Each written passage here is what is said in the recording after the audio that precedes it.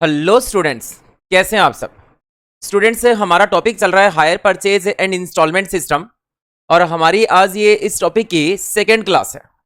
Last class में जब मैंने हायर परचेज और इंस्टॉलमेंट सिस्टम स्टार्ट किया पहली क्लास, उसमें मैंने आपको बताया, इंट्रोडक्शन बताया हायर परचेज क्या होता है और उसमें मैंने आपको बताया जी इंस्टॉलमेंट सिस्टम क्या होता है, दोनों में डिफरेंस बताए। ठीक है जी। उसके बाद मैंने आपको बताया कि अगर आप कोई बिजनेस स्टार्ट करें और अपने जो गुड्स हैं अगर आप उनको इंस्टॉलमेंट पे सेल करें तो आपको किस सिस्टम के साथ जाना चाहिए, क्या आपको हायर परचेज फॉलो करना चाहिए या आपको इंस्टॉलमेंट सिस्टम फॉलो करना चाहिए। तो इसके लिए मैंने आपको कुछ कंडीशंस बताई। मैंने कहा अगर गुड्स इंश्योरेबल है, प्लस गुड्स इजीली डिस्ट्रॉयबल नहीं है, प्लस गुड्स को अच्छी वैल्यू पे रीसेल वैल्यू है, तो आप जाना चाहिए हायर परचेज के साथ जाना। अगर ये तीनों कंडीशन पूरी नहीं होती है तो आप इंस्टॉलमेंट सिस्टम के साथ जाना। उसके बाद मैंने आपको बताया जी कुछ बेसिक टर्म्स बताई जो हायर परचेज टॉपिक में यूज होती हैं। हायर परचेजर कौन होता है, हायर वेंडर कौन होता है, डाउन पेमेंट क्या होता है, इंस्टॉलमेंट कैसे निकालते हैं, कैश प्राइस क्या होता है, हायर परचेज प्राइस क्या होता है, ये बताया। उसके बाद मैंने बताया जी अकाउंटिंग ट्रीटमेंट। मैंने कहा अकाउंटिंग ट्रीटमेंट की मेन दो स्टेज है। पहली स्टेज में हम निकालते हैं जी interest, cash price and installment का अमाउंट कैसे कैलकुलेट करना होता है वो चीज सीखते हैं, जिसको मैंने हेडिंग दी थी computation of cash price, interest and instalment amount, that is hire purchase price. फिर मैंने कहा दूसरे स्टेज में हम प्रिपेयर करेंगे, जर्नल एंट्रीज पास करेंगे, प्लस लेजर्स अकाउंट बनाएंगे in the books of hire purchaser and in the books of hire vendor. कब कब, जब हायर परचेजर ने सारी इंस्टॉलमेंट टाइम पे कर दी। ठीक है जी। दूसरा पॉइंट, जब हायर परचेजर से हमने कंप्लीट रिपोजिशन किया, मतलब कोई इंस्टॉलमेंट नहीं पे कर पाया तो हमने सारे जितने भी उसके पास गुड्स थे वो कंप्लीट हमने रिपोजेस कर लिए। उसके बाद जी पार्शियल रिपोजिशन, कि हमने उसको 5 या 6 मशीन बेची, उसमें से जब इंस्टॉलमेंट नहीं पे कर पाया तो हमने 2 या 3 मशीन उसके पास छोड़ दी, बाकी हमने रिपोजेस कर ली। तो मैं आपको पहला स्टेज करा चुका हूं। ठीक है जी। उसमें मैंने computation of cash price, interest and higher purchase price में मैंने आपको 6 केस कराए। अब मैं चल रहा हूं जी अपने नोट्स पे चल रहा हूं। ठीक, और नोट्स से मैं आपको बताऊंगा पूरा नोट्स जो भी आपका स्टडी मटेरियल में जो भी थ्योरी है उनको मैं डिस्कस करने वाला हूं। तो चलते हैं जी नोट्स पे चलेंगे, जिसमें स्टेज 1 में आपको बता चुका हूं कि कैसे आपको कैश प्राइस निकालना है, कैसे आपको निकालना है जी इंटरेस्ट का अमाउंट निकालना है और कैसे आप हायर परचेज प्राइस का अमाउंट कैलकुलेट करेंगे। चलिए जी, नोट्स में भी दे रखा आपके स्टडी मटेरियल को मैं लाइन टू लाइन पढ़वा देता हूं कि हायर परचेज सिस्टम क्या होता है। वैसे तो मैं बता चुका हूं कि when a person want to purchase an asset, जब कोई पर्सन एक असेट परचेज करना चाहता है but is not sure to make payment, but उसके पास सारा पैसा नहीं है कि वो लमसम पेमेंट कर सके within a stipulated period of time, तो he may pay in installment if the vendor agree. तो वो वेंडर से एक अग्रीमेंट करता है कि ये जो 10 लाख की आपकी मशीन है इसका मैं वन टाइम पेमेंट नहीं कर पाऊंगा, अभी मेरे पास जी 2 लाख रुपए है, आप मेरे से अभी 2 लाख रुपए ले लो और बाकी की आप मेरी इंस्टॉलमेंट बनवा दो। ठीक है जी। अगर वेंडर एग्री हो जाता है तो फिर परचेजर क्या करता है, उस एसेट को परचेज कर लेता है। This enable the purchaser to use the asset while paying for it in installment over an agreed period of time. This type of business deal is known as a hire purchase transaction. ठीक है जी। Under this system, the goods are sold with the following conditions. कौन कौन सी conditions हैं higher purchase में जब goods को cell करते हैं? तो हायर परचेजर के सामने हम कुछ कंडीशंस रखते हैं, जैसे कहते हैं पोजीशन तो हम आपको अभी दे देंगे, possession of goods is delivered to a hirer. जो हायर परचेजर है उसको हमें पोजीशन तो जैसे ही वो डाउन पेमेंट करेगा वैसे ही उसको पोजीशन उसी वक्त दे देंगे, बट ओनरशिप हम ट्रांसफर नहीं करेंगे। ओनरशिप तब ट्रांसफर करेंगे जब वो लास्ट इंस्टॉलमेंट पे कर देगा, but the title to the goods that is ownership are transferred only when agreed sum, मतलब टोटल अमाउंट, टोटल जो हायर परचेज प्राइस है is paid by the buyer या हायर परचेजर। ठीक है जी। जो hire purchaser है वो सारा अमाउंट जब पे कर देगा, सारा पैसा पे कर देगा, तब हम उसको ओनरशिप पे ट्रांसफर करेंगे। Such hire purchaser has a right to terminate the agreement. तो टर्मिनेट करने का तो बड़ा आसान सा तरीका है। जब हायर परचेजर कोई इंस्टॉलमेंट नहीं पे करेगा तो हायर वेंडर क्या करेगा जी, जो अग्रीमेंट था हायर परचेजर और हायर वेंडर के बीच में, वो अग्रीमेंट खत्म हो जाएगा और हायर वेंडर उस असेट को, उस गुड्स को वापस रिपर्चेज कर लेगा। Such hirer has a right to terminate the agreement at any time before the ownership is so pass. That means he has option to return the goods, in which case he need not pay installment falling due thereafter. ठीक है जी। तो जब उसने agreement ही cancel कर दिया तो क्या करेगा जी, अब आगे की इंस्टॉलमेंट उसको पे करने की रिक्वायरमेंट नहीं है। However the hirer can not recover, जो हायर परचेजर ने 10 इंस्टॉलमेंट थी, 10 में से हायर परचेजर ने 6 इंस्टॉलमेंट पे कर दी, अभी 4 बाकी है। तो अगर हायर परचेजर ने उस अग्रीमेंट को टर्मिनेट कर दिया है तो ये 4 इंस्टॉलमेंट उसको पे नहीं करनी, बट जो वो 6 इंस्टॉलमेंट ऑलरेडी पे कर चुका है वो इंस्टॉलमेंट भी जब्त कर लेगा हायर वेंडर। ठीक है जी। तो हाउएवर द हायरर, जो हायर परचेजर है, can not recover the amount already paid and as such sum legally represent the hire charges of the goods in question. तो कहता है जो गुड्स अब तक उसने यूज किए उसका हायर चार्जेस मानकर जो भी इंस्टॉलमेंट उसने पे की उसको हायर वेंडर क्या करेगा जी, जब्त कर लेगा। उसके बाद the hire purchaser during that period of possession of goods can not damage, destroy, place और सेल सच गुड्स। तो कहता है जब तक हायर परचेजर के पास गुड्स है, वो असेट है जो जिसकी उसने इंस्टॉलमेंट नहीं पे की, तो उस गुड्स को वो डैमेज नहीं कर सकता, डिस्ट्रॉय नहीं कर सकता, गिरवी नहीं रख सकता और आगे बेचने का भी उसके पास राइट नहीं है। क्यों? क्योंकि वो गुड्स का ओनर नहीं है, वो उस असेट का ओनर नहीं है। He suppose to take all care of goods as a prudent person does in his own goods. कहता है उसको उसी तरह से उन गुड्स की देखरेख करनी पड़ेगी जैसे कि नॉर्मल इंसान जो अपने गुड्स की करता है।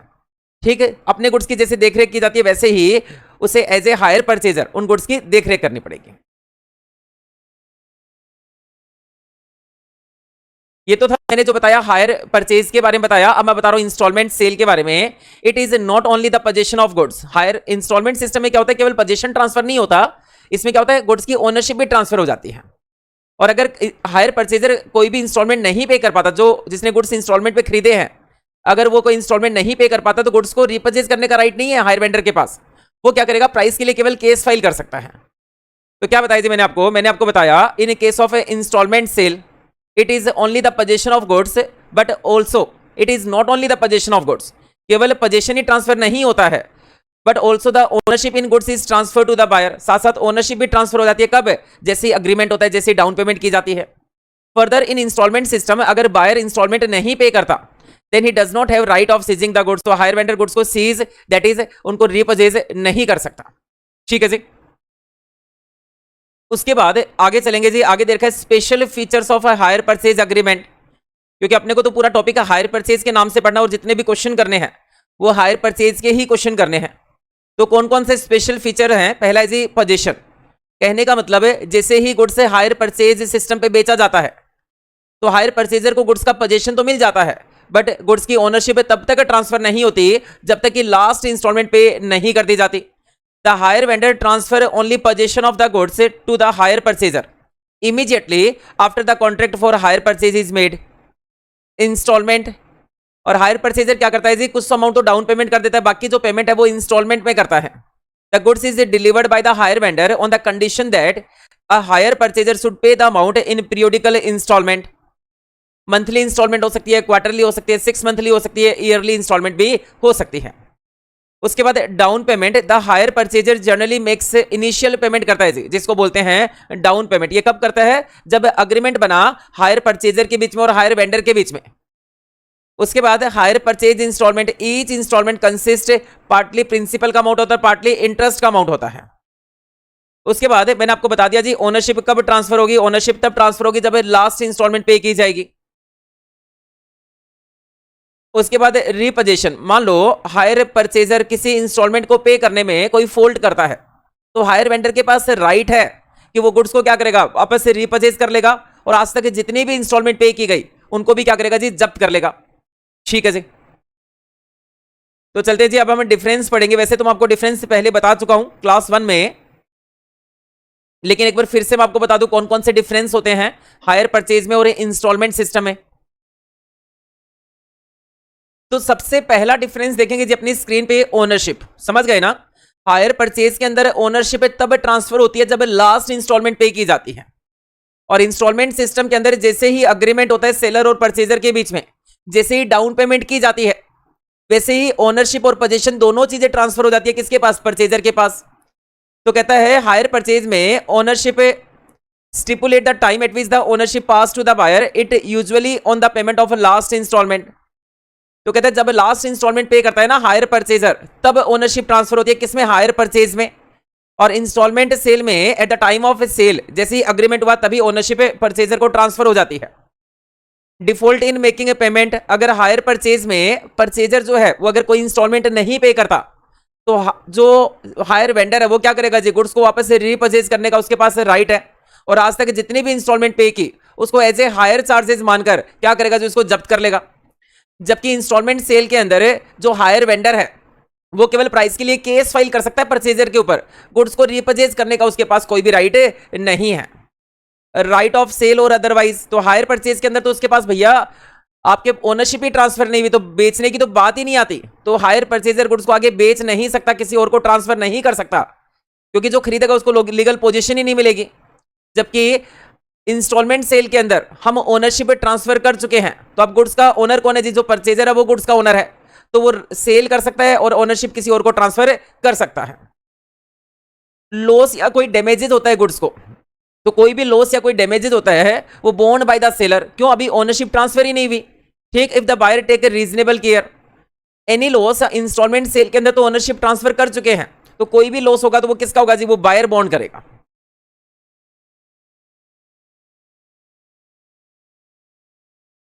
उसके बाद मैंने आपको स्टेज 1 बताई थी जी, जिसमें हमने कंप्यूटेशन किया था। कंप्यूटेशन क्या क्या किया था, computation of cash price, computation of interest and computation of instalment. तो सबसे पहला केस मैं आपको समझा चुका हूं, यहां पे सिर्फ और सिर्फ मैं क्वेश्चन करने वाला हूं। तो कहते हैं व्हेन रेट ऑफ इंटरेस्ट, ये केस हम नहीं पढ़ेंगे, हम तो डायरेक्ट प्रॉब्लम सोल्व करेंगे क्योंकि केस तो हम पहले से समझ चुके हैं। तो देखेंगे जी अपनी स्क्रीन पे प्रॉब्लम नंबर 1 देखेंगे। एक्स ने कार परचेज की और हायर परचेज सिस्टम ऑन 1/1/2011 को। टोटल जो कैश प्राइस था वो 4,50,000 रुपए था। मेरी बात ध्यान से सुनेंगे, टोटल कैश प्राइस था कार का वो था 4,50,000 रुपए। 90,000 तो डाउन पेमेंट करना है, बाकी 3 इंस्टॉलमेंट बना दीजिए, 1,70,000, 1,70,000, 1,70,000। सॉरी, 3 इक्वल इंस्टॉलमेंट नहीं है। पहली इंस्टॉलमेंट है 1,70,000 की, दूसरी 1,50,000 की, तीसरी 1,08,460 रुपए की। ठीक, इंटरेस्ट का रेट है जी 10% पर एनम, अपने को टेबल बना के दिखानी है।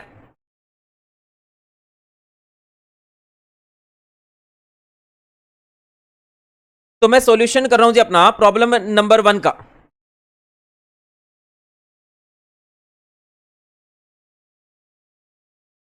देखेंगे सबसे पहले मैं लिखूंगा जी यहां पे ईयर लिखूंगा। ठीक है जी, तो ईयर जो स्टार्ट हुआ वो दे रखा है जी 1/1/2011 को, और ईयरली इंस्टॉलमेंट हो तो पहली जो इंस्टॉलमेंट जाएगी वो जाएगी 31 दिसंबर 2011 को, फिर जाएगी जी 31 दिसंबर 2012 को, और फिर जाएगी जी 31 दिसंबर 2013 को। उसके बाद मैंने यहां पे लिखा नंबर ऑफ इंस्टॉलमेंट, कौन कौन सी इंस्टॉलमेंट है। तो एक तो दे रखा है जी आपको डाउन पेमेंट दे रखा है, एक फर्स्ट इंस्टॉलमेंट दे रखा है, second installment and third installment दे रखा है। उसके बाद जैसा कि मैं अब तक लिखता आया हूं, मैंने लिखा जी opening balance of cash price. तो मैंने लिखा यहां पे opening balance of cash price. तो कितना था जी कैश प्राइस, कितना था वो देखेंगे हम। टोटल जो कैश प्राइस था वो था 1,50,000 रुपए। ठीक है जी, ठीक, टोटल जो कैश प्राइस था वो था जी आपका 4,50,000 रुपए, ओपनिंग में इतना था। उसके बाद मैंने लिखा जी यहां पे इंस्टॉलमेंट का अमाउंट,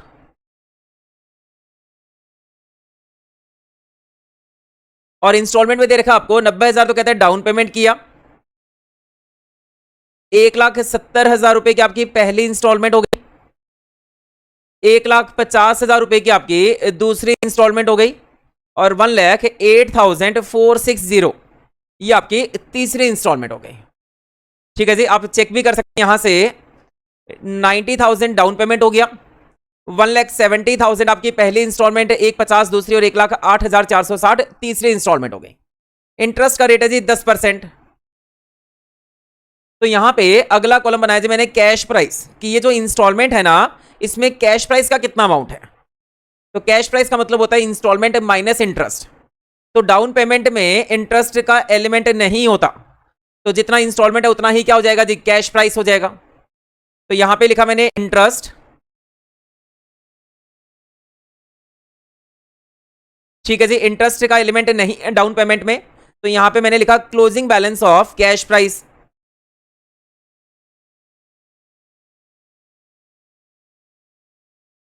तो 4,50,000 में से मैंने 90,000 माइनस किया तो ये आ गया जी आपका 3,60,000।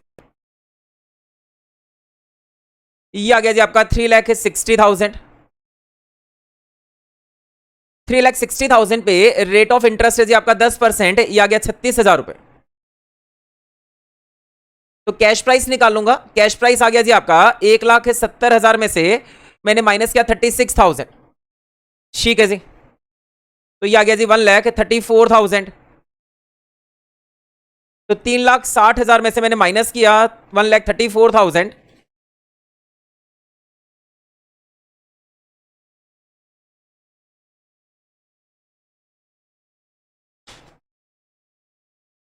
तीन लाख 60,000 में से मैंने माइनस किया 1,34,000, तो ये आ गया जी आपका 2,26,000।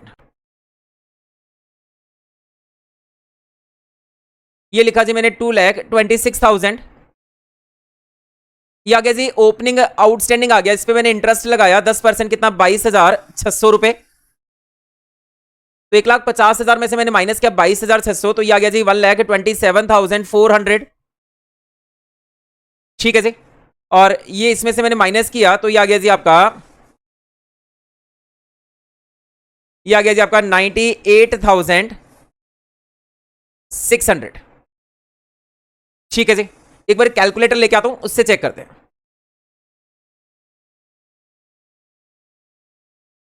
तो मैंने क्या जी सबसे पहले 4,50,000 में से माइनस किया 90,000, तो 3,60,000 का अमाउंट आ गया आपका। ठीक है जी, 360 पे 10% इंटरेस्ट लगाए 36,000, जिसको 170 में से मैंने माइनस किया तो 134,000 आ गया। 3,60,000 में से मैंने माइनस किया जी 1,34,000, तो ये आ गया जी 2,26,000 आ गया closing balance of cash price. ठीक है जी, इसको मैंने ओपनिंग में लिखा, इस पे 10% इंटरेस्ट लगाया तो 1,50,000 की जो इंस्टॉलमेंट है उसमें 22,600 रुपए आपका इंटरेस्ट जुड़ा हुआ है, तो यह आ गया जी 1,27,400। और उसके बाद 2,26,000 का जो ओपनिंग बैलेंस था उसमें से 1,27,400 का कैश प्राइस पे कर दिया, तो ये बैलेंस आ गया जी 98,600 रुपीज। क्लियर है ना। उसके बाद यहां पे लिखा जी मैंने क्लोजिंग को ओपनिंग बैलेंस में लिखा 98,600। तो यहां पे अगर 10% करोगे तो कुछ और ही आंसर आएगा जी।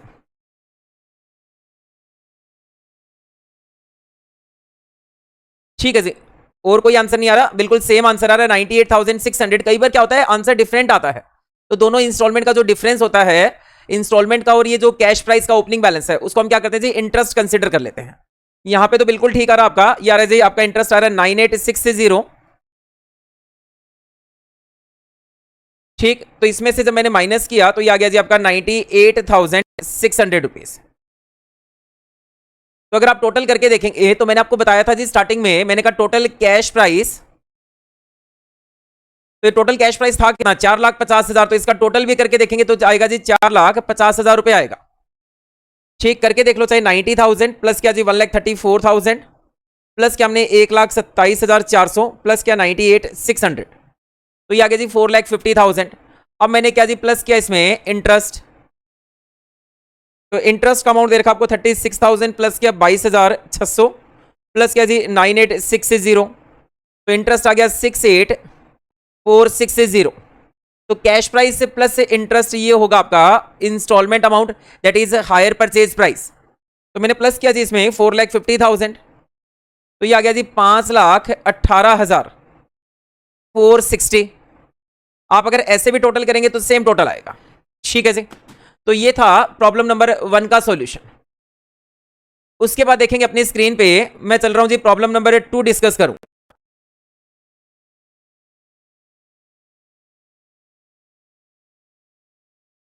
तो प्रॉब्लम नंबर 2 में आपको दे रखा है, कहता है एक्स ने एक टीवी परचेज किया हायर परचेज सिस्टम पे।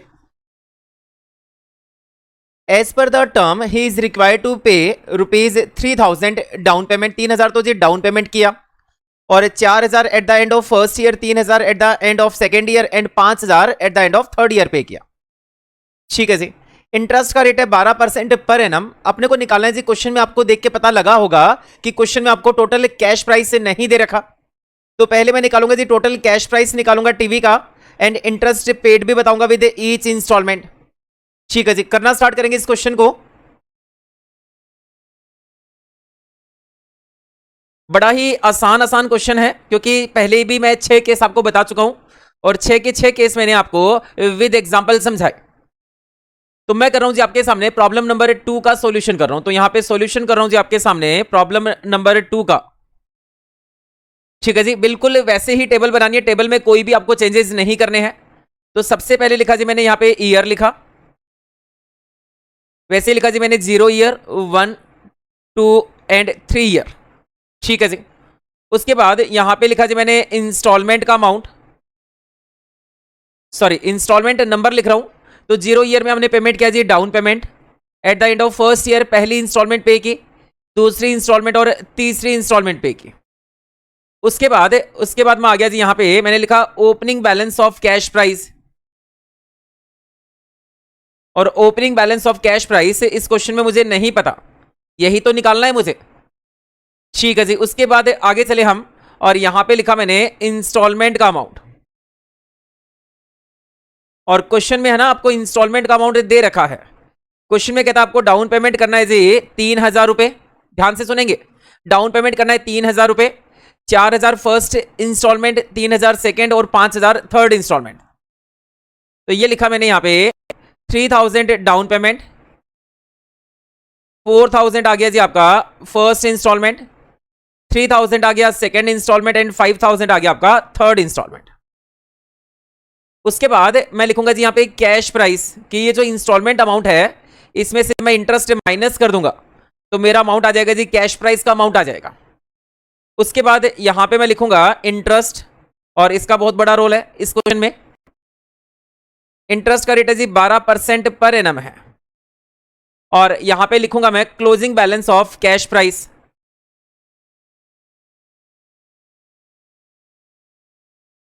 तो मैंने आपको इस टाइप का क्वेश्चन कराया था, मैंने कहा था इस टाइप का जब क्वेश्चन हो तो आपको लास्ट इंस्टॉलमेंट से स्टार्ट करना है। तो ये जो 5,000 रुपए आपको दे रखा है ना, ये इसमें इंटरेस्ट से जुड़ा हुआ है, ध्यान से सुनेंगे मेरी बात को। ये इंस्टॉलमेंट का अमाउंट, और इंस्टॉलमेंट का मतलब होता है कैश प्राइस प्लस इंटरेस्ट, तो इसमें इंटरेस्ट से जुड़ा हुआ है।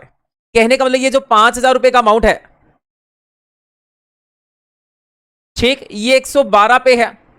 मतलब अगर मैं मान लू कैश प्राइस 100 रुपए है और 12 रुपए इंटरेस्ट जोड़ने के बाद, क्योंकि 12% इंटरेस्ट का रेट है, तो इंस्टॉलमेंट कितना बनता है जी 112 बनती है। कहने को लिए 5,000 इंटरेस्ट जोड़ने के बाद है, ये 112 पे है, तो इसमें इंटरेस्ट का अमाउंट कितना आ गया ये निकाल दूंगा मैं। तो ये इंटरेस्ट का अमाउंट आ जाएगा जी आपका 5,000 डिवाइड किया 112 से और मल्टीप्लाई किया जी 12 से, तो ये आ गया 536 आपका इंटरेस्ट का अमाउंट आ गया इस क्वेश्चन में। थर्ड इंस्टॉलमेंट में आपका जो इंटरेस्ट का अमाउंट आ गया वो आ गया जी 536 का अमाउंट आ गया। तो मैंने 5,000 में से माइनस किया 536, तो यहां पे कैश प्राइस आ गया जी 4464। ये लास्ट इंस्टॉलमेंट थी ना, तो यहां पे opening balance of cash price आ गया 4464।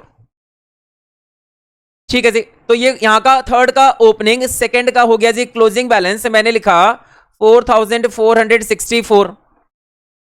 उसके बाद यहां पे टोटल ड्यू कितना था at the time of second instalment, total outstanding कितना था, तो ये आउटस्टैंडिंग था जी 3,000 तो था सेकंड इंस्टॉलमेंट का और 4,464 थर्ड का, तो टोटल हो गया जी आपका दोनों मिला के 7,464।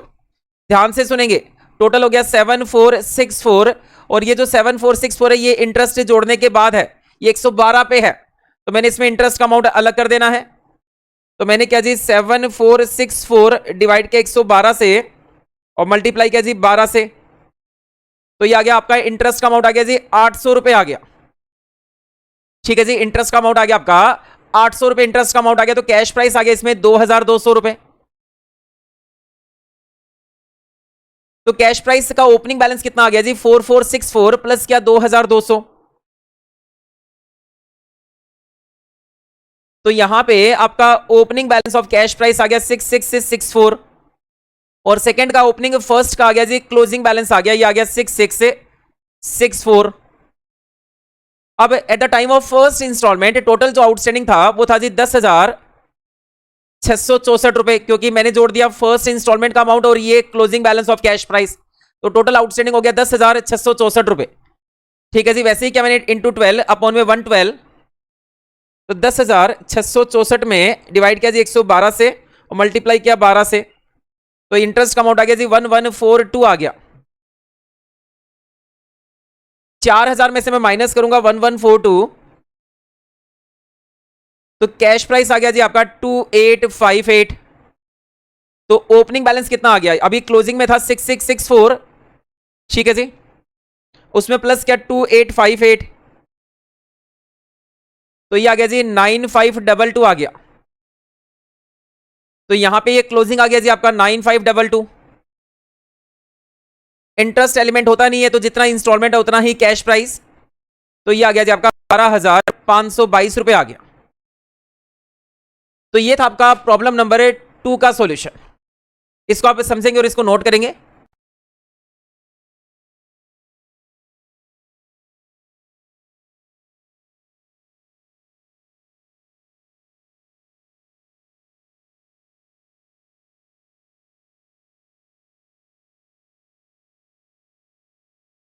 समझा जी आपने, नोट कर लिया अच्छे से। आगे चलते हैं, आगे देखेंगे जी next problem, problem number 3। Problem number 3 में दे रखा है एक्सेंट कंपनी ने एक मोटर कार परचेज की। कब परचेज की जी, 1 अप्रैल 2009 को परचेज की। 1 अप्रैल 2009 को परचेज की, हायर परचेज पे परचेज की, और 60,000 रुपए दिए जी डाउन पेमेंट, एंड बैलेंस दिया 4 एनुअल इंस्टॉलमेंट में। अमाउंट है जी इसका 55, 50,000, 45,000 एंड 40,000 ईच इंस्टॉलमेंट। और कहता है इन सब जितने भी इंस्टॉलमेंट है इसमें equal amount of cash price है at the end of each accounting period. ठीक है जी, कैश प्राइस का अमाउंट तो इक्वल है, बाकी क्या हो गया जी, इंटरेस्ट का अमाउंट हो गया। आपको निकालना है calculate total cash price, total amount of interest in each instalment. तो प्रॉब्लम नंबर 3 मैं आपको करके दिखाऊंगा।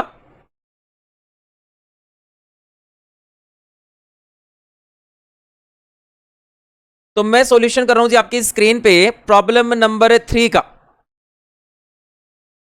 क्वेश्चन में आपको दे रखा है, कहता है डाउन पेमेंट किया 60,000 रुपए, और आपको 4 इंस्टॉलमेंट दे रखी है। पहली इंस्टॉलमेंट, दूसरी इंस्टॉलमेंट, तीसरी इंस्टॉलमेंट और फोर्थ इंस्टॉलमेंट। फर्स्ट में कहता है आपका जो इंस्टॉलमेंट का अमाउंट है वो है 55,000। सेकेंड में जी 50,000 रुपए। थर्ड इंस्टॉलमेंट में है 45,000, एंड फोर्थ इंस्टॉलमेंट में दे रखा है जी 40,000 आपका क्या है जी, आपका इंस्टॉलमेंट का अमाउंट है। और कहते हैं चारों इंस्टॉलमेंट में कैश प्राइस का अमाउंट क्या है जी, इक्वल है। कहां दे रखा आप देखेंगे, ये लिखा जी, each installment comprising equal amount of cash price. Cash price से इक्वल है, इसका मतलब बाकी जो डिफरेंस अमाउंट है वो क्या हो गया जी, इंटरेस्ट हो गया। और ये हमें पहले से भी पता है कि पहली जो इंस्टॉलमेंट होती है उसमें इंटरेस्ट का अमाउंट ज्यादा होता है और बाद में इंटरेस्ट का अमाउंट क्या होता है जी, कम होता जाता है। ठीक है जी, तो मैं यहां पे मुझे निकालना है इसमें टोटल कैश प्राइस और इंस्टॉलमेंट में कितना इंटरेस्ट जुड़ा वो बताना है। तो मैंने मान लिया let X equal to cash price included in installment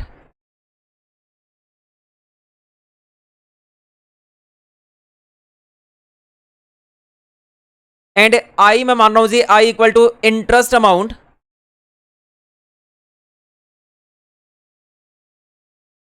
included in each instalment.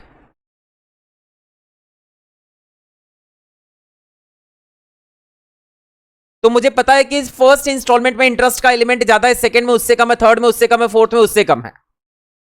ठीक है जी, तो यहां पे इक्वेशन बनाई, मैंने लिखा जी एक्स से प्लस से आई। मैं स्टार्टिंग कर रहा हूं जी लास्ट इंस्टॉलमेंट्स में, स्टार्टिंग फ्रॉम लास्ट इंस्टॉलमेंट।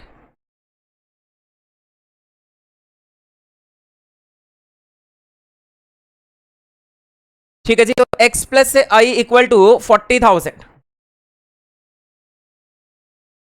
उसके बाद x प्लस से 2i, ये आ गया जी, देखा जी x प्लस से आई इक्वल टू 40,000, x प्लस से 2i, ये आ गया जी आपका थर्ड इंस्टॉलमेंट का अमाउंट 45,000।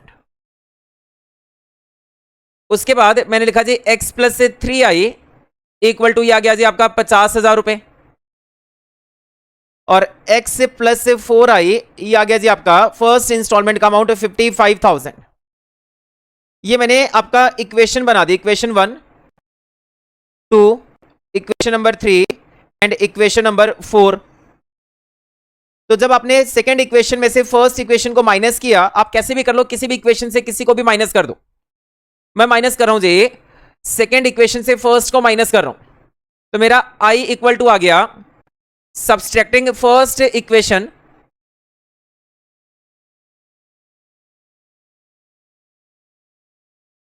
From second equation.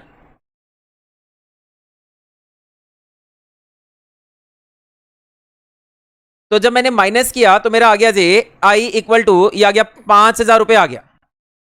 मतलब इंटरेस्ट कितना आ गया जी, फोर्थ इंस्टॉलमेंट में 5,000 रुपए आ गया। ठीक है जी। तो अब मैं क्या करूंगा, मैं यहां पे लिखूंगा इंस्टॉलमेंट अमाउंट,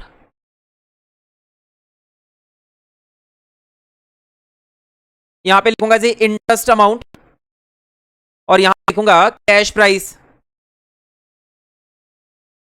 तो सबसे पहले था जी आपका डाउन पेमेंट था, डाउन पेमेंट का अमाउंट था 60,000 रुपए।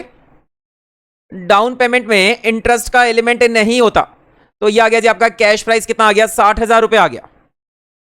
उसके बाद फर्स्ट इंस्टॉलमेंट, फर्स्ट इंस्टॉलमेंट में हमने 4i लिख रखा है। इट मीन से 4i का मतलब इंटरेस्ट हो गया जी 20,000 रुपए, क्योंकि i इक्वल टू 5,000। ठीक है जी। तो इसका मतलब फर्स्ट इंस्टॉलमेंट में 4i लिख रखा है, तो ये 20,000 तो इंटरेस्ट हो गया। 55,000 आपको दे रखा है इंस्टॉलमेंट का अमाउंट। इट मीन से कैश प्राइस हो गया जी 35,000। उसके बाद सेकंड इंस्टॉलमेंट में आपको इंस्टॉलमेंट अमाउंट दे रखा है जी 50,000 रुपए, और हमने लिखा 3i मतलब इंटरेस्ट हो गया जी 15,000 रुपए, और ये आ गया आपका 35,000, क्योंकि कैश प्राइस क्या है, जितने भी इंस्टॉलमेंट है सब में कैश प्राइस आपका इक्वल निकल के आएगा। उसके बाद थर्ड इंस्टॉलमेंट है जी आपकी 45,000, और थर्ड इंस्टॉलमेंट में हमने लिखा था 2i लिखा था, मतलब इंटरेस्ट हो गया जी 10,000 रुपए। तो कैश प्राइस आ गया जी आपका 35,000। उसके बाद फोर्थ इंस्टॉलमेंट थी जी आपकी 40,000 रुपीज की, और फोर्थ इंस्टॉलमेंट में हमने केवल एक ही आई लिखा था, ठीक है, और आई इक्वल था जी 5,000 रुपए। तो 40 माइनस 5 क्या, तो ये आ गया जी 35,000। तो ये आ गया जी टोटल कैश प्राइस आ गया आपका 2 लाख। टोटल आपका इंटरेस्ट आ गया 50,000 रुपए। तो आप जब इसका टोटल करेंगे तो ये आ गया जी आपका 2,50,000 रुपए। तो total cash price plus interest equal to हो गया जी हायर परचेज प्राइस हो गया। ये था आपका थर्ड प्रॉब्लम का सॉल्यूशन था। ठीक है जी। उसके बाद मैं चलूंगा जी अपने नेक्स्ट प्रॉब्लम पे, प्रॉब्लम नंबर 4 जो दे रखी है आपको,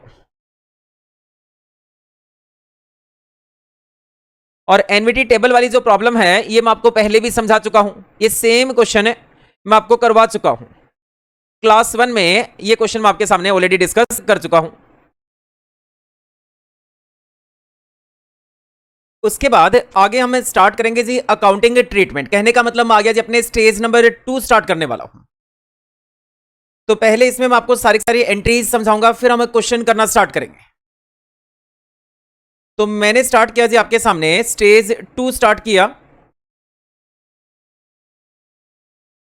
और लास्ट क्लास जो हायर परचेज की आपकी पहली क्लास थी उसमें मैंने आपको बताया स्टेज 1 में हम कंप्यूट करते हैं कैश प्राइस, इंटरेस्ट का अमाउंट एंड इंस्टॉलमेंट का अमाउंट, और स्टेज 2 में हम बनाते हैं जी पास जर्नल एंट्रीज। हम जर्नल एंट्रीज पास करते हैं एंड लेजर्स अकाउंट प्रिपेयर करते हैं, and preparation of ledger account, and preparation of ledger account, preparation of ledger accounts in the books of hire purchaser and hire vendor. ठीक है जी। In the books of hire purchaser, कि higher purchaser की books में हमें कौन कौन सी journal entries पास करेंगे, कौन कौन से लेजर्स अकाउंट मेंटेन करेंगे, और हायर वेंडर की बुक्स में कौन कौन सी एंट्रीज करनी है और कौन कौन से लेजर्स मेंटेन करने हैं। ठीक है जी। तो स्टेज 2 पे भी है ना 3 पार्ट्स में सॉल्यूशन करना है इसको। स्टेज 2 को हमें 3 पार्ट्स में समझेंगे। सबसे पहला पार्ट कि when all instalments are paid,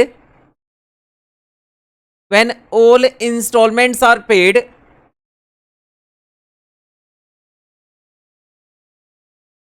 as and when due. तो सबसे पहले मैं बता रहा हूं कि पहला केस है जिसमें सारी की सारी इंस्टॉलमेंट टाइम पे कर दी गई। ठीक है जी। तो क्या एंट्रीज होगी हायर परचेजर की बुक्स में और हायर वेंडर की बुक्स में। तो एंट्रीज के लिए भी अलग अलग मेथड्स बता रखे हैं। मैं सबसे जो इंपॉर्टेंट मेथड है that is full cash price method,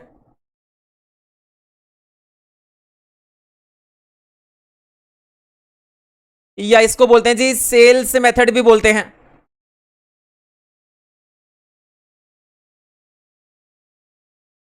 तो फुल कैश प्राइस मेथड में हायर परचेजर की बुक्स में और हायर वेंडर की बुक्स में क्या क्या एंट्रीज होगी वो मैं आपको बताऊंगा। तो मैंने लिखा जी यहां पे in the books of hire purchaser and in the books, ये लिखा मैंने इन द बुक्स ऑफ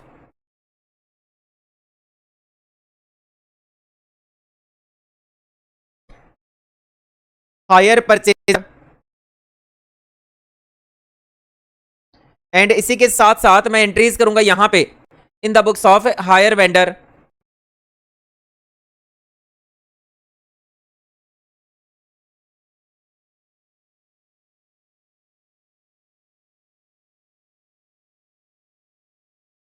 ठीक है जी। तो सबसे पहला point, when asset purchased on hire purchase system,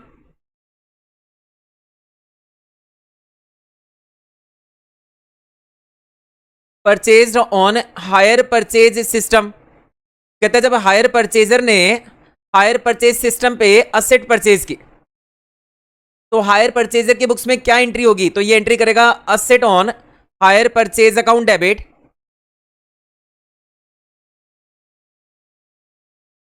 to hire vendor account.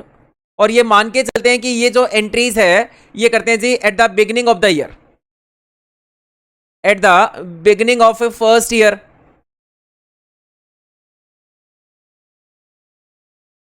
ठीक है जी, एंट्री कब करते हैं, at the beginning of first year. तो कहते हैं जब असेट खरीदी हायर परचेजर ने, हायर परचेज सिस्टम पे खरीदी, तो हायर परचेजर एंट्री करेगा, नॉर्मल एंट्री होती है asset account debit to vendor account, और यहां पे मैंने नाम दे दिया जी asset on hire purchase account debit to hire vendor account. ठीक है जी। और अगर हायर वेंडर क्या एंट्री करेगा, तो हायर वेंडर एंट्री करेगा जी at the beginning of the year.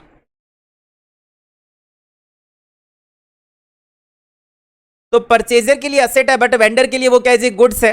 When goods are sold on hire purchase system,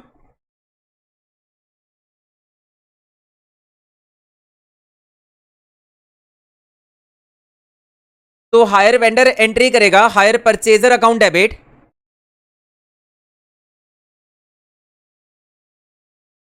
higher purchaser account debit to hire purchase sale account. ठीक है जी। और हमने पढ़ा है जैसे ही हायर परचेज पे हम असेट परचेज करते हैं वैसे ही क्या करते हैं जी, डाउन पेमेंट करते हैं। तो at the beginning of first year, ठीक है जी, when down payment is made, तो जब hire purchaser down payment pay करेगा, when down payment is made, तो जब हायर परचेजर ने डाउन पेमेंट पे किया, किसको, हायर वेंडर को पे किया, तो हायर परचेजर अपने बुक्स में एंट्री करेगा hire vendor account debit to cash या बैंक अकाउंट। तो एंट्री करेगा जी hire vendor account debit to cash या बैंक अकाउंट।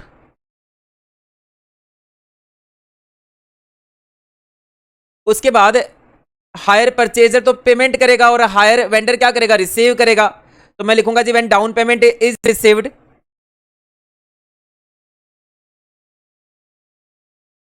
जब hire vendor down payment receive करेगा तो ये एंट्री करेगा जी कैश या बैंक अकाउंट डेबिट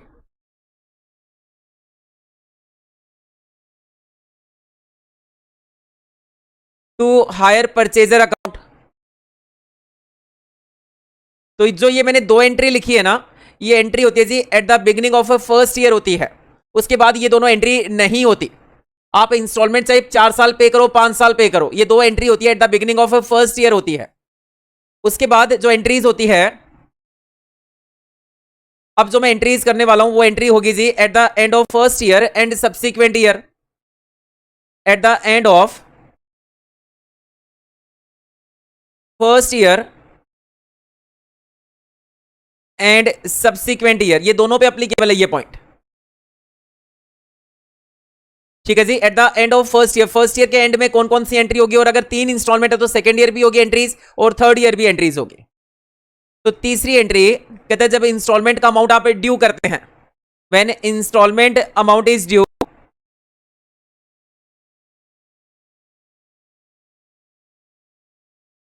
तो जब इंस्टॉलमेंट अमाउंट ड्यू होता है तो हायर परचेजर के लिए इंटरेस्ट खर्चा है, तो हायर परचेजर एंट्री करेगा जी इंटरेस्ट अकाउंट डेबिट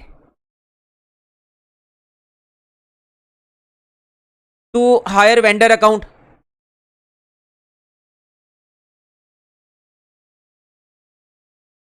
ठीक है जी।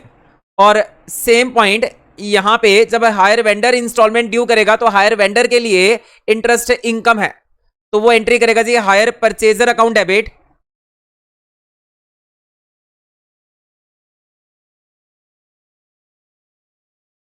To interest account. तो ये एंट्री जो है ये फर्स्ट ईयर के एंड में भी होगी, सेकंड में भी होगी, थर्ड ईयर के एंड में भी होगी, अगर 3 इंस्टॉलमेंट है। उसके बाद अगला पॉइंट, इंस्टॉलमेंट ड्यू तो कर दिया, अब इंस्टॉलमेंट पेड भी तो करनी है, तो हम लिखेंगे जी when installment is paid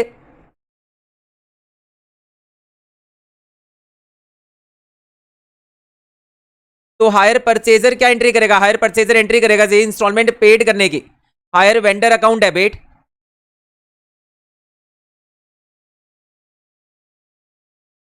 higher vendor account debit to cash या बैंक अकाउंट। ठीक है जी। और ये क्या करेगा, हायर वेंडर इंस्टॉलमेंट को रिसीव करेगा, तो when installment is received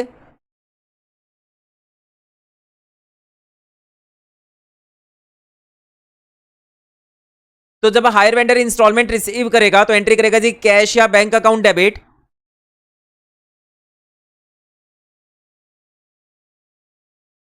cash या bank account debit to hire purchaser account.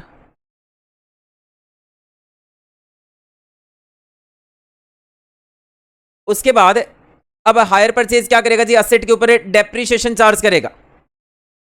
ठीक है जी, क्योंकि सब्सटेंस ओवर फॉर्म जो है आपकी अकाउंटिंग पॉलिसीज की जो टर्म है वो कहती है जो असेट यूज कर रहा है, रियलिटी क्या है, ओनरशिप है जी वेंडर के पास है, लेकिन रियल में यूज कौन कर रहा है, उसको यूज करके इनकम कौन अर्न कर रहा है, वो हायर परचेजर कर रहा है, तो डेप्रीशिएशन कौन लगाएगा, हायर परचेजर लगाएगा। तो मैंने लिखा जी फॉर चार्जिंग डेप्रीशिएशन,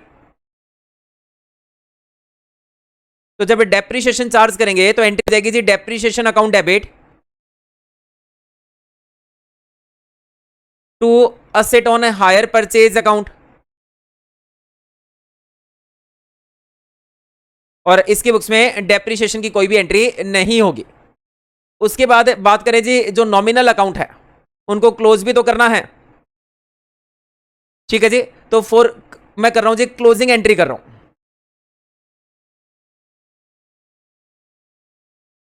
तो क्लोज करूंगा जी डेप्रीशिएशन को करूंगा, डेप्रीशिएशन एक खर्चा है और इंटरेस्ट भी खर्चा है, तो मैंने एंट्री की यहां पे क्लोजिंग एंट्री में profit and loss account debit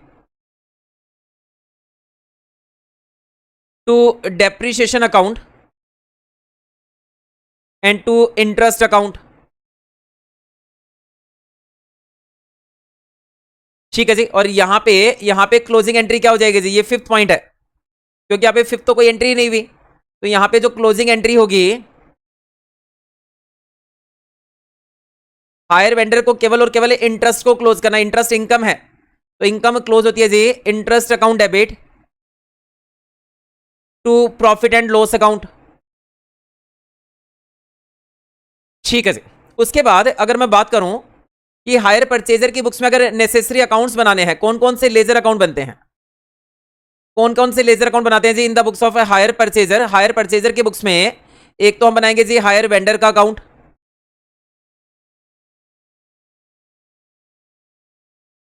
और एक बनाएंगे जी हम असेट का अकाउंट बनाएंगे।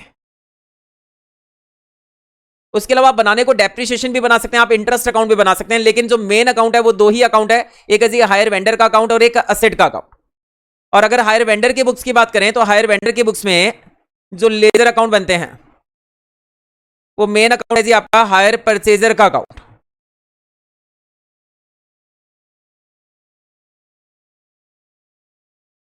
ठीक है जी, तो चलते हैं एक बार नोट्स पे चलते हैं और नोट्स से समझते हैं। तो मैंने अभी अभी आपको समझाया जी अकाउंटिंग ट्रीटमेंट समझा रहा था, ठीक, in the books of hire purchaser, और मैंने बताया आपको कैश प्राइस मेथड बताया टोटल कैश प्राइस से। तो यहां पे एंट्री हुई जी hire purchase account debited to hire vendor account, यहां पे मैं लिखूंगा जी टोटल कैश प्राइस। ठीक है जी।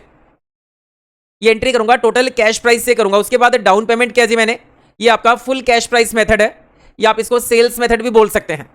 उसके बाद पहली इंस्टॉलमेंट ड्यू की हायर परचेजर ने, तो एंट्री भी interest account debit to hire vendor account, और फिर इंस्टॉलमेंट पेड किया तो hire vendor account debit to bank account, और फिर डेप्रीशिएशन लगाऊंगा। यहां पे डेप्रीशिएशन की एंट्री नहीं कर रखी, और दोनों को फिर मैं क्लोज कर दूंगा। ठीक है जी। उसके बाद हायर परचेजर चाहे तो उसके पास एक और मेथड है, एक और मेथड है जी एंट्री करने का, जिसको बोलते हैं इंटरेस्ट सस्पेंस मेथड। लेकिन मैं जितने भी क्वेश्चंस करने वाला हूं, चाहे वो आपके स्टडी के हो, चाहे वो आरटीपी के हो, एमटीपी के, सजेस्टेड आंसर के, कहीं के भी क्वेश्चन हो, वो सारा हम करने वाले हैं। सब में अप्लाई होने वाला है जी फुल कैश प्राइस मेथड। ठीक है जी, मैं समझा देता हूं, आपकी स्टडी में दे रखा है इसलिए इंटरेस्ट सस्पेंस मेथड। तो यहां पे एंट्री होगी जी hire purchase asset account debit, इसमें लिखना है जी cash price, total cash price लिखना है। इंटरेस्ट सस्पेंस अकाउंट में आपको टोटल इंटरेस्ट पहले से लिख के दिखाना है जी, सारा का सारा इंटरेस्ट। मान लो 60,000 रुपए इंटरेस्ट है तीनों इंस्टॉलमेंट का मिला के, तो आपको 60,000 रुपए यहां लिख के दिखाना है। टू हायर वेंडर अकाउंट, यहां पे लिखना है जी जो हायर परचेज प्राइस है। मान लो 2,40,000 की कैश प्राइस था, 60,000 रुपए इंटरेस्ट था, तो आपको एंट्री करनी है जी यहाँ पे 3 लाख रुपए से। उसके बाद hire vendor account debit to bank, same वैसे ही करनी है डाउन पेमेंट से। Interest account debit to interest suspense account, मान लेते हैं पहली इंस्टॉलमेंट में 30,000 इंटरेस्ट था, तो आपने तो एक साथ ही ड्यू कर दिया 60 का 60, तो बार बार हायर वेंडर को क्रेडिट नहीं करना, आपने पहली एंट्री में ही 60,000 से टोटल इंटरेस्ट से हायर वेंडर को क्रेडिट कर दिया है। अब तो 60,000 जो एक साथ इंटरेस्ट दिखा दिया उसको बाइफरकेट करना है, 3 इंस्टॉलमेंट में बांटना है। तो पहली इंस्टॉलमेंट में अगर इंटरेस्ट 30,000 है, तो आप लिखेंगे interest account debit to interest suspense account 30,000 रुपए। इस तरह से करेंगे तो 3 इंस्टॉलमेंट के बाद इंटरेस्ट सस्पेंस अकाउंट क्लोज हो जाएगा। फिर इंस्टॉलमेंट पे करेंगे, फिर डेप्रीशिएशन लगाएंगे और क्लोजिंग एंट्री करेंगे। ठीक है जी।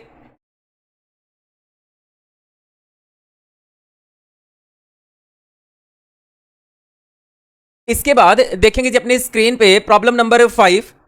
तो मैंने आपको एंट्रीज समझा दी है, और एंट्रीज के बेसिस पे हम लेजर भी मेंटेन कर देंगे। तो क्वेश्चन दे रखा है जी प्रॉब्लम नंबर 5 में कि 1/1/2009 को मिस्टर एक्स ने मिस्टर वाई से 5 मशीन की डिलीवरी ली ऑन हायर परचेज सिस्टम। 4,000 रुपए तो डाउन पेमेंट कर दिया, ठीक है जी, और कहता है बैलेंस जो है मैं 5 इंस्टॉलमेंट में पे करूंगा, और 5 इंस्टॉलमेंट है जी 6,000 ईच इंस्टॉलमेंट। पेबल एनुअली, और पेमेंट कब करना है इंस्टॉलमेंट का, हर साल 31 दिसंबर को करना है। आगे कहता है द वेंडर, ये जी आपका वेंडर है, ये the vendor company charge 5% interest का रेट है, और cash price of 5 machine, cash price आपको दे रखा है जी, घबराने की जरूरत नहीं है, कैश प्राइस दे रखा है जी आपको 30,000 रुपए दे रखा है। Show the entries without narration, ठीक है जी। उसके बाद असेट अकाउंट बनाना है, उसके बाद मिस्टर वाई का अकाउंट बनाना है। तो मिस्टर वाई का अकाउंट किसकी बुक में बनेगा, एक्स की बुक में बनेगा। समझते रहेंगे जी, बड़े ध्यान से समझेंगे। मिस्टर वाई का अकाउंट किसकी बुक में बनेगा, एक्स की बुक में बनेगा।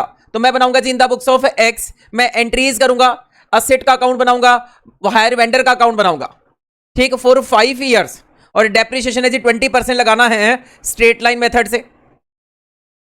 चलिए जी इसका सॉल्यूशन करना स्टार्ट करेंगे। तो ये आ गया, मैं अपने सॉल्यूशन करूंगा, यहां पे सॉल्यूशन कर रहा हूं जी प्रॉब्लम नंबर 5 का, और ये बनाई मैंने in the books of mister x.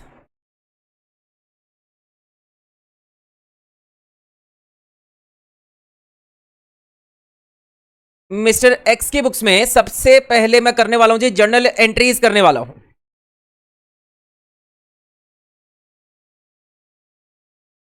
ठीक है जी।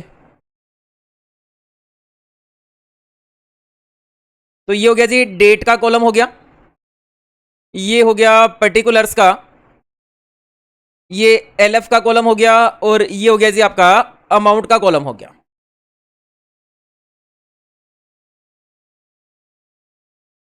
तो ये लिखा मैंने डेट, ये लिखा जी मैंने पर्टिकुलर्स,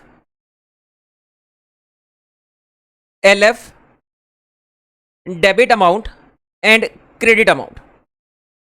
क्वेश्चन में देखा है 1/1/2009 को एक्स लिमिटेड ने, एक्स लिमिटेड है या मिस्टर एक्स, एक बार देख लेते हैं। मिस्टर एक्स है जी, मिस्टर एक्स ने 5 मशीन खरीदी जिनका कैश प्राइस था 30,000 रुपीज। तो मैंने एंट्री की जी यहां पे मशीन अकाउंट डेबिट या machine on hire purchase account debit,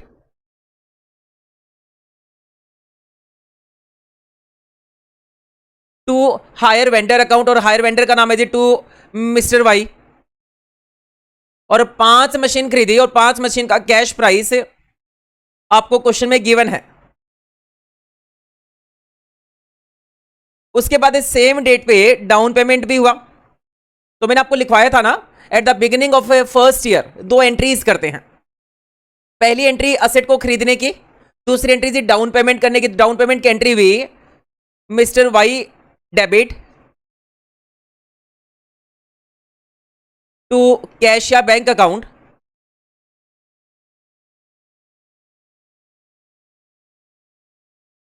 और क्वेश्चन में दे रखा है जी आपको डाउन पेमेंट कहते हैं 4,000 रुपए डाउन पेमेंट का अमाउंट है।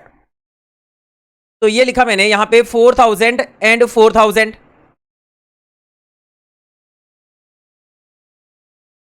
उसके बाद आपको क्या करना है जी, एंट्री से पहले आपको कंप्यूटेशन पहला स्टेज भी तो करना है।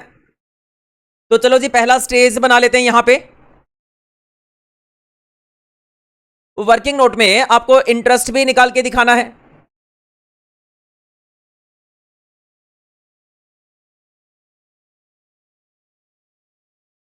तो ये लिखा जी मैंने यहां पे सबसे पहले लिखा ईयर, और आपको जो ईयर दे रखा है वो दे रखा है 1/1/2009। ठीक है जी। उसके बाद 31/12/2009, 31/12/2010, 31/12/2011, 31 दिसंबर 2012 एंड 31 दिसंबर 2013। उसके बाद इंस्टॉलमेंट की अगर बात करें तो एक तो हो गया जी down payment, first, second, 3, 4th and 5th installment. उसके बाद मैंने लिखा जी यहां पे opening balance of cash price.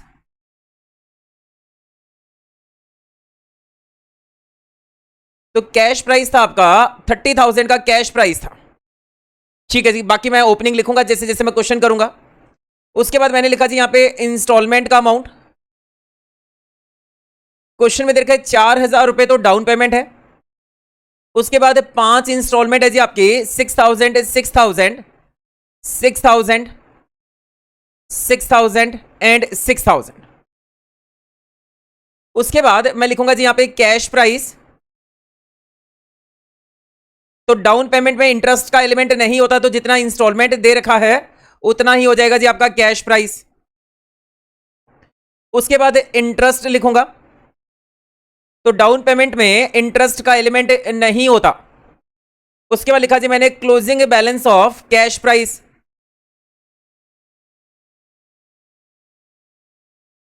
तो 30,000 में से 4,000 रुपए कैश प्राइस आपने पे कर दिया, तो ये बचा जी 26,000।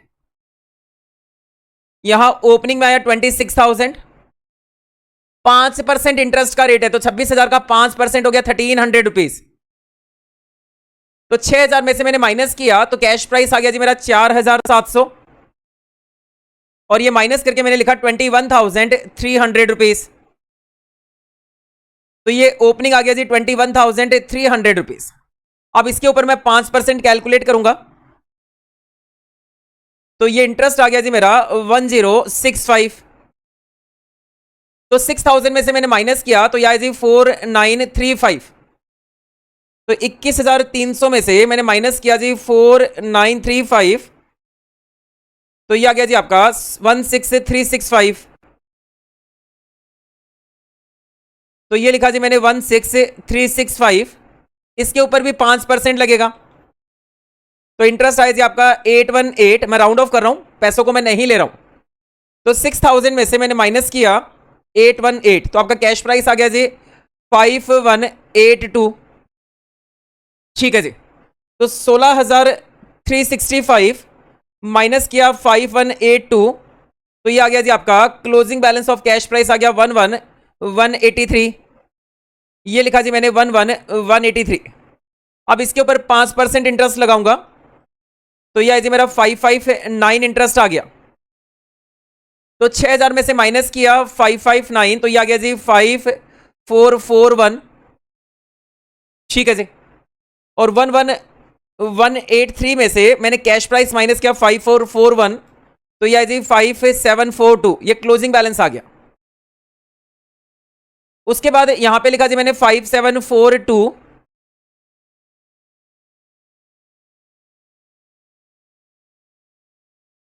लास्ट इंस्टॉलमेंट में क्या होता है जी, सेटलमेंट हो जाता है तो दोनों का जो डिफरेंस होगा वो मैं इंटरेस्ट ले लूंगा।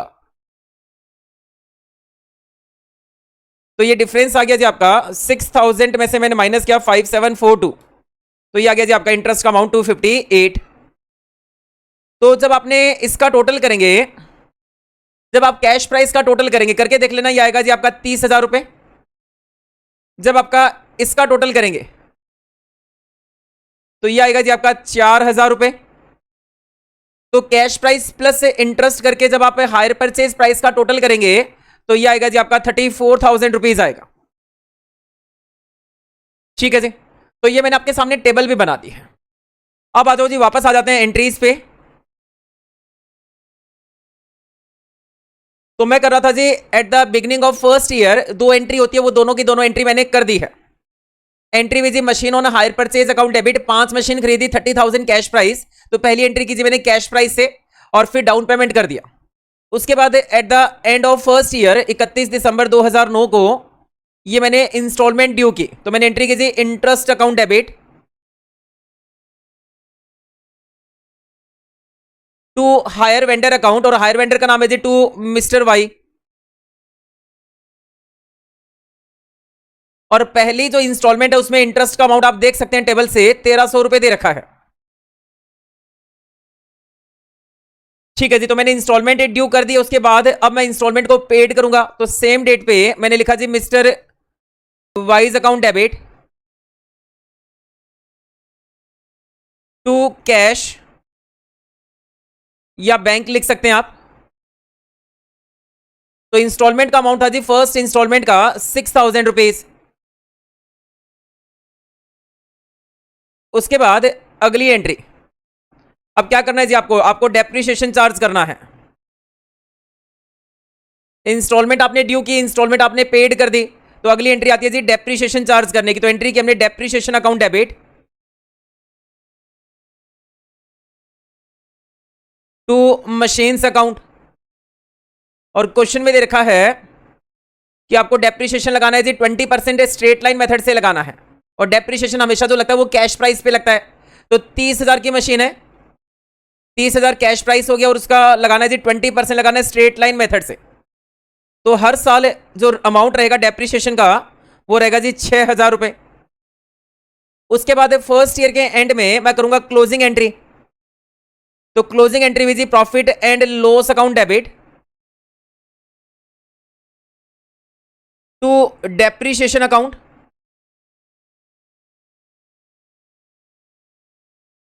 ₹6,000 एंड टू इंटरेस्ट अकाउंट। ठीक है जी, और इंटरेस्ट का अमाउंट था आपका फर्स्ट ईयर का 1,300 रुपीज। तो ये आ गया जी प्रॉफिट एंड लॉस में 7,300। ये आपकी फर्स्ट ईयर की मैंने एंट्रीज की। उसके बाद मैं आऊंगा जी सेकेंड ईयर की एंट्री करूंगा, और इस तरह से मैं 5 साल की एंट्री करके दिखाऊंगा आपको। तो उसके बाद इसी जर्नल को मैं आगे कैरी कर रहा हूं।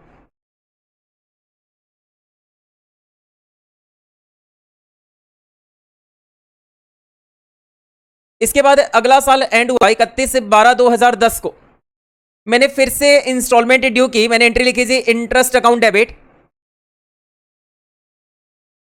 क्योंकि मैं कर रहा हूं जी हायर परचेजर की बुक्स में एंट्री कर रहा हूं, और इंटरेस्ट हायर परचेजर के लिए एक्सपेंसेस होता है। तो interest account debit to mister Y account, और दूसरी एंट्री हो जाएगी जी mister Y account debit to cash या bank account.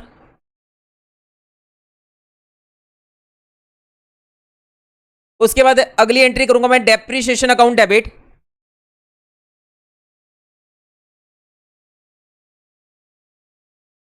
To machines account,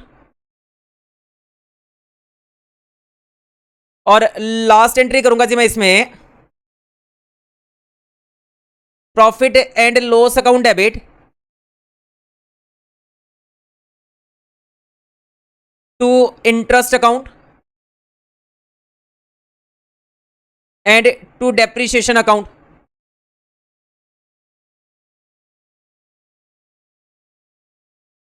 तो सबसे पहले मैं इंटरेस्ट देख लूंगा कि 31/12/2010 का इंटरेस्ट कितना बनता है। तो इंटरेस्ट बना जी 1065 रुपीज का इंटरेस्ट बना। तो मैं ये आ गया जी, मैं अपनी जर्नल एंट्रीज पे और यहां पे मैं अमाउंट लिखूंगा।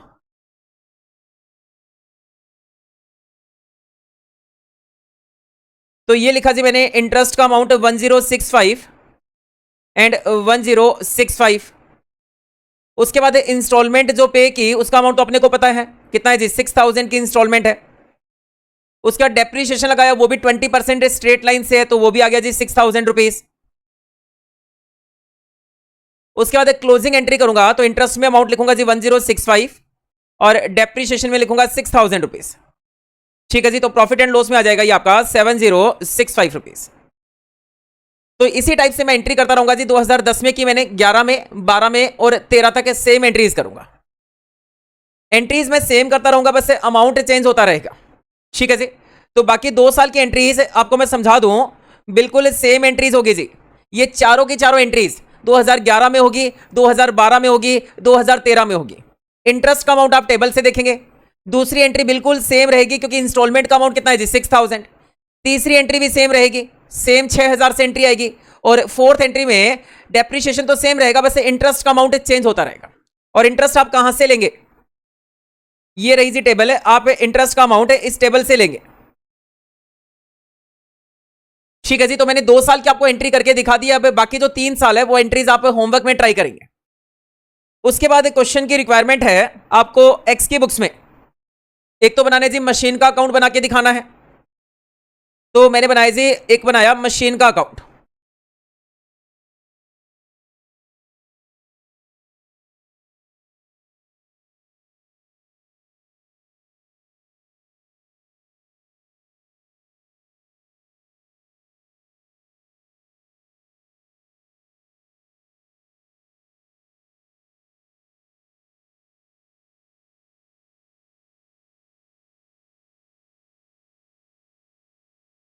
तो एक्स ने जब मशीन खरीदी तो एंट्री कीजिए machine account debit, machine on hire purchase account debit to mister Y account.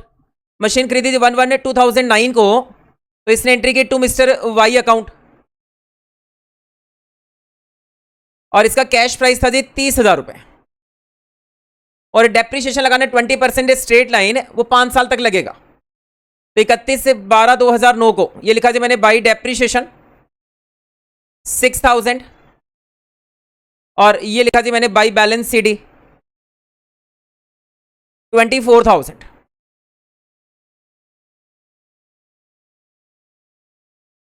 इसी तरह से ओपनिंग बैलेंस लिखूंगा, यहां पे मैं लिखूंगा जी टू बैलेंस से बीडी, ये आ गया जी आपका 24,000। और यहां पे 31/12/2010 को ये लगाया जी मैंने, लिखा बाई डेप्रीशिएशन कितना, क्योंकि स्ट्रेट लाइन मेथड इसलिए डेप्रीशिएशन का अमाउंट सेम रहेगा। और ये लिखा जी मैंने बैलेंस सीडी 18,000।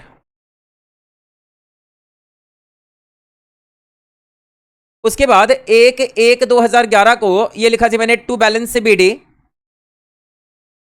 18,000।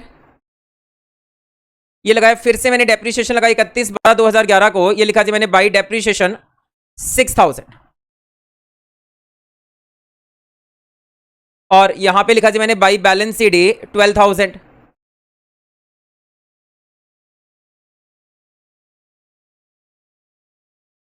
उसके बाद 1/1/2012 को फिर से ओपनिंग बैलेंस लिखूंगा, ये लिखा जी मैंने टू बैलेंस से बीडी 12,000 रुपए। और यहां पे डेप्रीशिएशन लगाया 6,000 और ये लिखा जी मैंने बैलेंस से सीडी 6,000 रुपीज। उसके बाद 1/1/2013 को ये लिखा जी मैंने टू बैलेंस से बीडी 6,000। और यहां पे 31 दिसंबर 2013 को मैंने लिखा जी बाई डेप्रीशिएशन 6,000। तो इसी के साथ आपका मशीन अकाउंट क्लोज हो गया। तो क्वेश्चन की रिक्वायरमेंट थी 5 साल की आपको एंट्रीज करनी है। मैंने फर्स्ट ईयर किया और सेकेंड ईयर किया, थर्ड फोर्थ फिफ्थ ईयर मैंने होमवर्क में दिया, तो एंट्रीज बिल्कुल सेम होगी जो सेकेंड ईयर में हुई। उसके बाद क्वेश्चन की रिक्वायरमेंट थी आपको असेट का अकाउंट बना के दिखाना है, वो बना दिया। उसके बाद क्वेश्चन की रिक्वायरमेंट थी आपको बनाने जी, अब मिस्टर वाई का अकाउंट बनाना है और मिस्टर वाई कौन है जी, हायर वेंडर है। तो इन the books of hire purchase मैं बना रहा हूं जी हायर वेंडर का अकाउंट बना रहा हूं।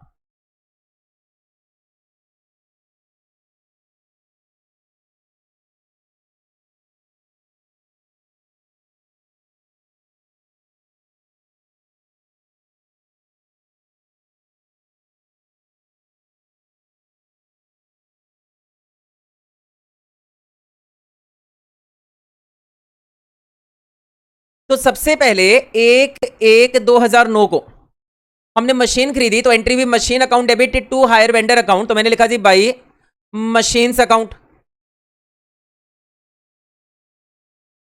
और इसका कैश प्राइस था 30,000 रुपए। सेम डेट पे हमने डाउन पेमेंट किया, ये लिखा जी मैंने टू बैंक अकाउंट लिख लेता हूं। डाउन पेमेंट किया 4,000 रुपए, बाकी बैलेंस बच गया जी 26,000 रुपए, तो उस पर 5% इंटरेस्ट भी लगाया, तो मैंने लिखा बाई इंटरेस्ट। 30,000 में से 4,000 माइनस किया, बचा 26,000 रुपए।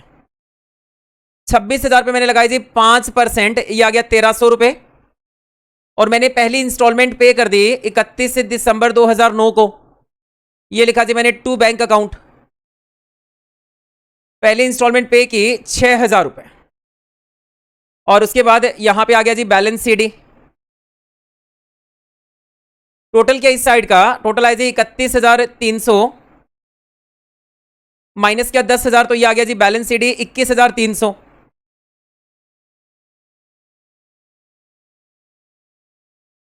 उसके बाद अगले साल ओपनिंग बैलेंस लिखा 1/1/2010 को, ये लिखा जी मैंने बाई बैलेंस से बीडी 21,300।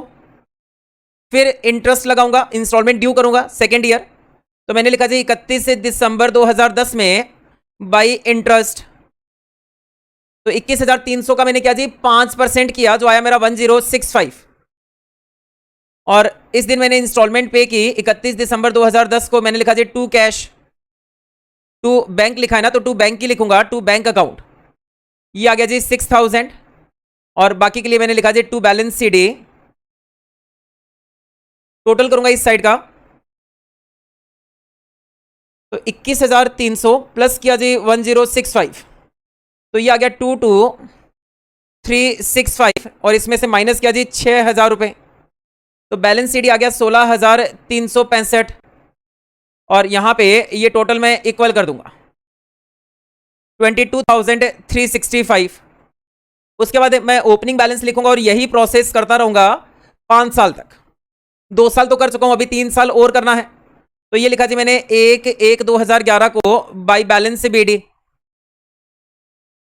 ये लिखा जी 16,365। फिर से इंस्टॉलमेंट को ड्यू करेंगे 31 दिसंबर 2011, ये लिखा जी मैंने बाई इंटरेस्ट अकाउंट, तो 16,365 का मैंने किया जी 5%, यह आया था आपका 818, आप टेबल से भी देख सकते हैं। उसके बाद सेम डेट पे हम इंस्टॉलमेंट पे करेंगे, तो मैंने लिखा जी 31 दिसंबर 2011 को, ये लिखा मैंने टू बैंक अकाउंट, ये 6,000 के मैंने इंस्टॉलमेंट पे की, और ये लिख दिया जी मैंने बैलेंस सीडी।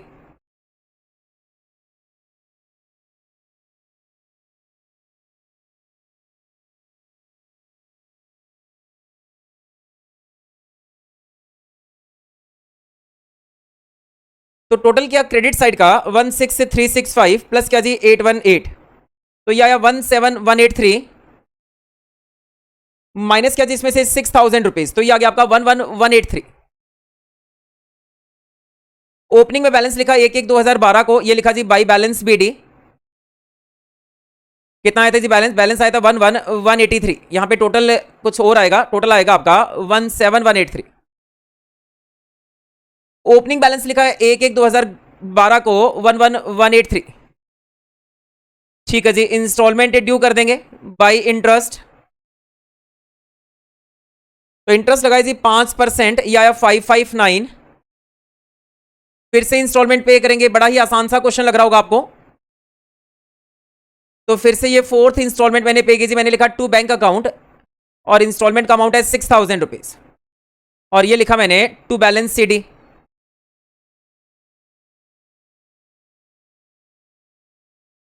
तो बैलेंस CD आ गया जी 11183 प्लस किया इसमें 559, तो 11742।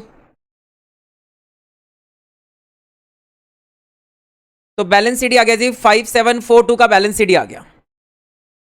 उसके बाद यहां पे लिखा मैंने 1/1/2013 को, ये लिखा जी बाई बैलेंस BD 5742। और जैसा कि मैंने आपको बताया कि लास्ट में ना इंटरेस्ट मत निकाला करो, लास्ट में जो इंस्टॉलमेंट का अमाउंट है, ठीक है जी, इंस्टॉलमेंट पे कि आपने 6000 और आपका कैश प्राइस बनता है 5742, तो जो डिफरेंस होगा ना उसको इंटरेस्ट कंसीडर कर लेते हैं।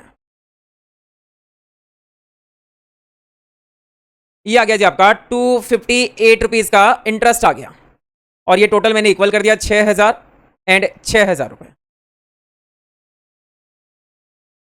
तो ये था जी आपका प्रॉब्लम नंबर 5। काफी लेंदी क्वेश्चन था, जिसमें आपको पहले टेबल बनानी थी इंटरेस्ट की, उसके बाद 5 साल की एंट्रीज करनी थी। मैंने आपको 2 साल की एंट्रीज करके दी, बाकी 3 साल की एंट्रीज आप होमवर्क में ट्राई करना। उसके बाद इन द बुक्स ऑफ एक्स से जो मेन जो अकाउंट बनते हैं वो बनता है जी एक असेट का अकाउंट, एक हायर वेंडर का अकाउंट, वो दोनों मैंने आपको बना के दिखाया। ठीक है जी, इसको समझेंगे और इसको नोट करेंगे।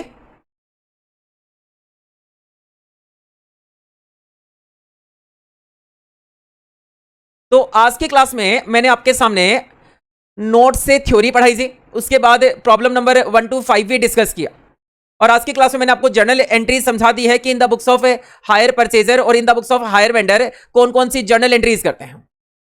ठीक है जी, नेक्स्ट क्लास में मिलेंगे, हायर परचेज को आगे कंटिन्यू करेंगे। चलिए जी, नेक्स्ट क्लास में मिलते हैं।